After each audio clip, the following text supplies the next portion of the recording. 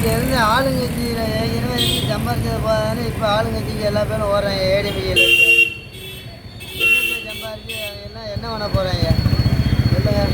சரி, கேபி கந்தன் அவர் வந்து இந்த பகுதிக்கெல்லாம் நல்லதெல்லாம் செஞ்சுருக்காரா? என்னத்தை செஞ்சிருந்தா தான் அவர் நிரந்தர பகுதி செயலாளர் இருந்திருப்பார், எம்எல்ஏ இருந்திருப்பார். எதுவுமே செய்யலையே அவர். திமுக ரவிச்சந்திரன் ஏதோ ஓரளவு செஞ்சுக்கிட்டு வந்தார், ரோடு போட்டார்.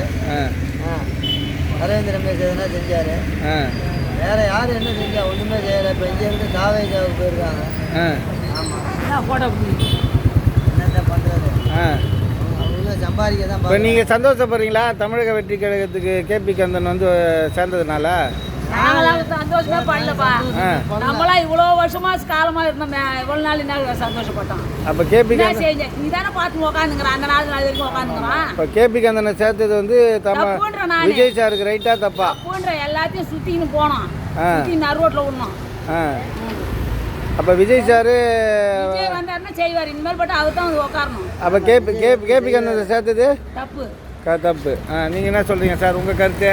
அவர் வந்து அவர் கட்சி தான். அவர் கட்சிக்காரே அதான் சொல்கிறாரா?